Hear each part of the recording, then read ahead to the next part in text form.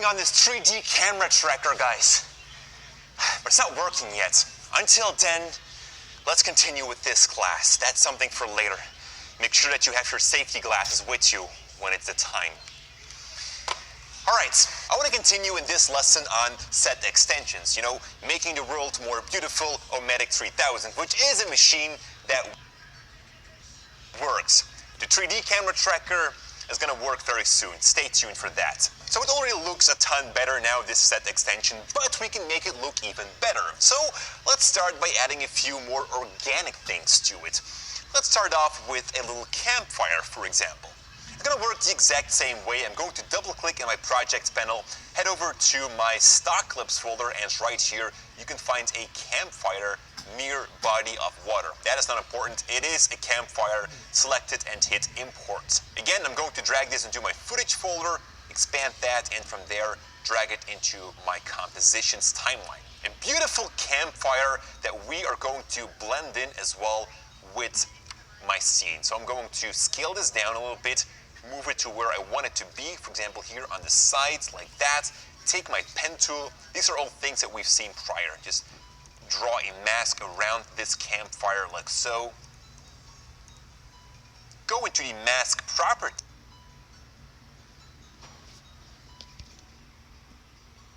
Seen prior. Just draw a mask around this campfire like so. Go into the mask properties by expanding your layer, expanding the mask 1, and increasing the feather. And now it seems like we have a campfire in our beautiful scene. We can move that around, maybe place it somewhere else where we like it to be. This looks pretty good. Now the fire itself doesn't really look so great. It's a small fire, and if you know me by now, then you know that I like bigger explosions or bigger fire.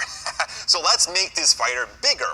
For that, I'm going to double click into my project panel again, and this time I'm going to search for this thing right here, which is a campfire burning at night. Select it and hit import. I'm just going to double click on this clip first, just to have a look at it before we're going to work with this.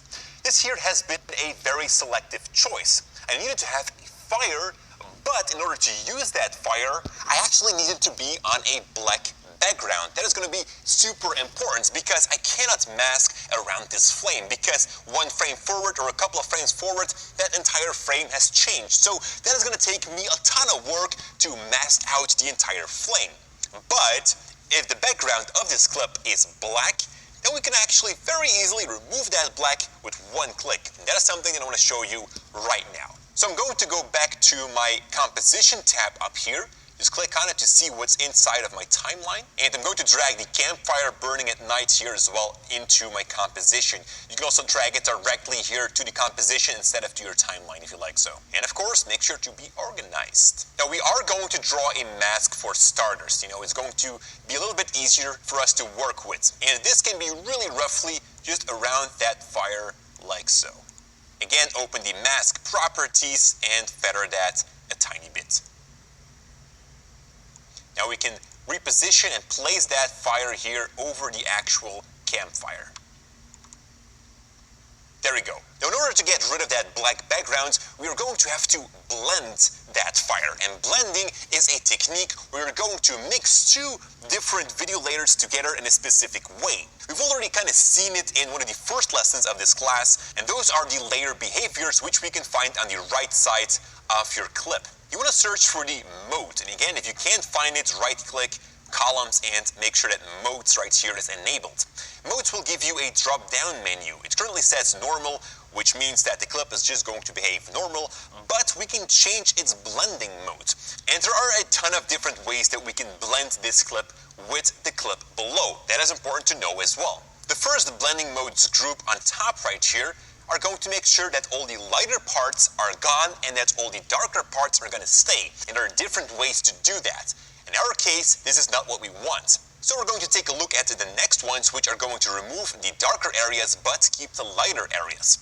So for example, the add, which is going to be a very hard blending mode. Just select that, and already you can now see that the black is gone and that the fire will remain. And this actually looks pretty good. The fire is now a lot better than we had before. If I'm going to enable and disable that layer, quickly you can see the before and the after. So that is actually looking pretty good. Now maybe that fire is a bit too hard blended in, so we can then change the blending mode to something else. For example, screen, which is a different way to remove the black but keep the lighter areas. You can now see that it is a bit softer. So what I would always recommend is when you are going to blend clips together is just to try out different modes. Maybe one is going to be too much and the other might be too less. So that's why you want to try a few to find the right spot or the right blending modes. I'm going to set it back to add because I actually do like it to be a bit harder. Alright, it's pretty cool. Now that fire is now vivid, it's more alive. So we should also see more reflection on the floor from that fire. This time, to create a reflection, we don't need to work with stock clips, but we can actually do this with something built-in of After Effects. You want to make sure that your timeline right here is selected, and then you can go up to the menu, click on Layer, select New, and from there we're going to click on Solids. It gives you a window from which you want to choose which solid that you want. So down below here for the color, we are going to pick something orangey, which kind of resembles the color of the fire. Press OK. You can give that a name if you want, or keep the automatic name that After Effects is creating here, which is now Orange Solid 1. Press OK, and already it's being added to the timeline. Now obviously I can't see anything because this orange solid here sits on top of my entire edit. So let me just collapse the other layers here. Now we can use that same trick as before, where we're going to decrease the opacity of that layer to see what's below, but actually this is a solid. There is no structure into it, so there's also no reason for us to decrease that opacity. We can just as good disable that entire layer. Now while it's disabled, we can still kind of work on that layer. Keep that layer selected, go to the toolbox on top, and maybe this time go for the ellipse tool. Click on that one. Again, if you can't see it, click and hold to select the ellipse tool. And now we are going to draw a mask around the floor of this campfire. And when we are going to enable that layer again now, you can see that that mask has been applied on that orange solid. The fire sits on top, and below that comes our glow of the fire. So that's why we are first now going to change or remove this orange solid below the campfire. Then open up the mask properties and increase the feather. And with that very simple trick, we've now added a glow around our campfire. Let me just enable and disable that glow to see how it looks. Maybe it's a bit too hard, the feather, if I'm looking at it now. Something like this would be better. Now if, for example, your mask would be too small or maybe too big, there are a couple of ways to change that back. The first way is by changing your mask paths. Take the individual points and move them around to change your shape. But something that also works is going into the mask properties and change the mask expansion. So by increasing that value, you will expand beyond your mask paths, or you can also go into the negative value to decrease that within the mask paths. In this case, I might want to go a little bit outside of that.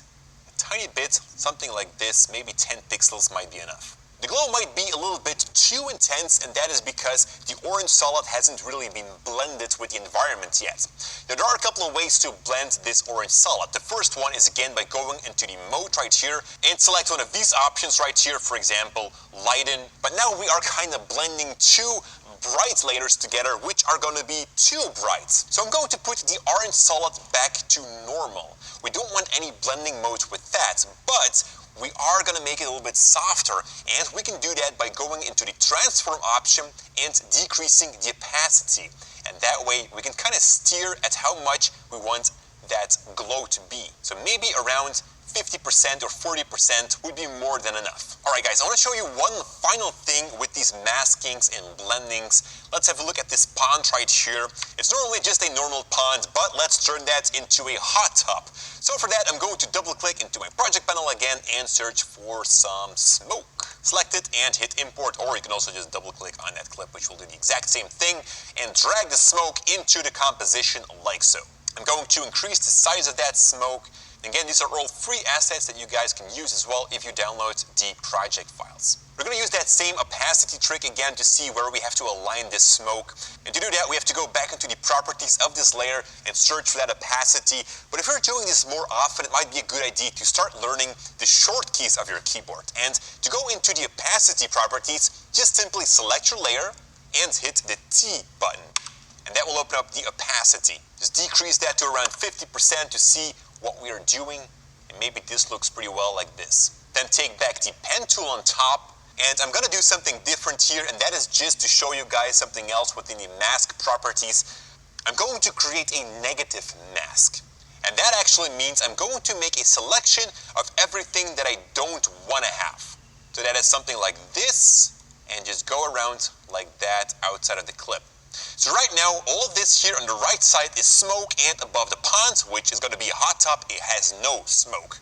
So that is not correct, right? I should have made my mask the other way around. But let's just jump into the mask properties for a moment here. I'm going to expand that property, and from there we can also see an option right here called inverted. By enabling that, we're going to invert the mask. So if you would draw your mask wrong, don't worry too much. Don't redraw your entire mask. You can just invert it from here.